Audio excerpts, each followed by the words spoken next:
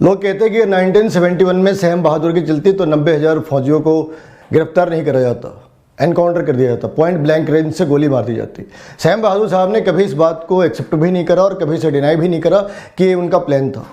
जो स्क्रीन पे आपको दिख रहे हैं, जगजीत सिंह अरोड़ा नॉर्दर्न कमांड के हेड हुआ करते थे, लेकिन इनके इस स्टेप को कांग्रेस ने खूब यूज करा। इससे ये कहीं प्रूव नहीं होता कि इनका कांग्रेस से कोई रिश्ता था। जहाँ पे हमने 90,000 लोग छोड़ दिए, बदले में हम उनसे अपने 100 लोग नहीं छुड़वा सके। जो लड़ाई हम मैदान के अंदर जीत गए, वो टेबल के ऊपर बैठकर हार गए।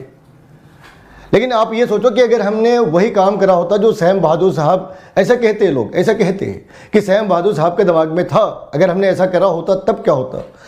तब ये होता कि पाकिस्तान अपनी इंटरनल सिक्योरिटी पे कोलैप्स कर जाता अगले 10 से 15 सालों के अंदर। यानी कि 1985 तक इस दुनिया में पाकिस्तान नाम की कोई कंट्री होती ही नहीं।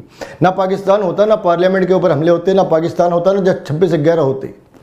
और जब पाकिस्तान ही नहीं होता तो इस देश में प्रो पाकिस्तान स्लोगन्स वाले लोग भी नहीं होते। करीब 17,000 पॉकेट्स बन गए हैं जिसे मिनी पाकिस्तान कहते हैं। नॉन बीजेपी वाले जिसे मिनी पाकिस्तान कहते हैं, वो मिनी पाकिस्तान भारत के अंदर नहीं होता, जहाँ पे पुलिस की पेट्रोलिंग भी अलाउड नहीं है। इसके अलावा जो वीकली बॉम्ब ब्लास्ट होते हैं वो बंद हो जा रहे। जो 2014 तक वीकली बॉम्ब ब्लास्ट हो रहे थे, जुम्मे की नमाज के बाद पत्थरबाजी हो रही थी, वो भी कब की बंद हो गई होती। उर्दू उर्द जो यहाँ पे पाकिस्तान को रिप्रेजेंट करते हैं, उर्दू उर्द जो यहाँ पे क्रिश्चियनिटी और इस्लाम को रिप्रेजेंट करते हैं, वो बिना बॉयकॉट के ही बंद हो जाता, क्योंकि उसके फंड, मेजर फंड ISI से आते थे।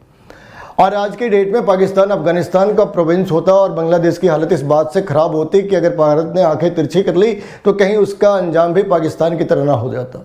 लिब्रांडो गैंग नहीं होते जो सिलेक्टिव ऑपरेज के लिए बड़े फेमस है। वो कैंडल लेकर निकल जाते हैं एक जुनैद के ऊपर, लेकिन अपने घरों में बैठे रह जाते हैं जब जम्मू कश्मीर के अंदर 60,000 लोगों को ख़त्म कर दिया जाता है, हिंदुओं को ख़त्म कर दिया जाता है। और कश्मीर इशू का क्या होता?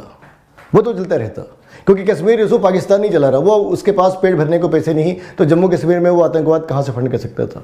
वो तो CIA के पैसे हैं, US से आते हैं, जो CIA ISI को देती है और ISI अपने ऑपरेशनल कॉस्ट को काट के बाकी पैसे जम्मू कश्मीर में लगा लेती। उसकी ऑपरेशनल कॉस्ट कितनी है मालूम नहीं, हो सकता है 70% उसकी ऑपरेशनल कॉस्ट हो। लेकिन जो भी हो कश्मीर इशू को छोड़कर बाकी सारे इशू सॉल्व हो गए होते और आज हम एक सुपर पावर होते अगर हमने 1971 में वो डिसीजन लिया होता जो वार के कंडीशंस में लिए जाते हैं। भाई हमने किसी को ग्रीटिंग्स कार्ड देके तो बुलाया नहीं था, और अगर आप हमारी सीमा के अंदर आ गए तो अब हमने डिसाइड करना है कि आप जाएंगे कैसे, अपने पाँव पे या 4 कंधों पे। और दूसरी बात, जितनी जेनेवा कॉन्फ्रेंस पाकिस्तान ने मानी, हम भी तो उतनी मान सकते हैं ना। ये कहाँ लिख रखा है कि जेनेवा कॉन्फ्रेंस हमारे ही कंधों पर चलेगा?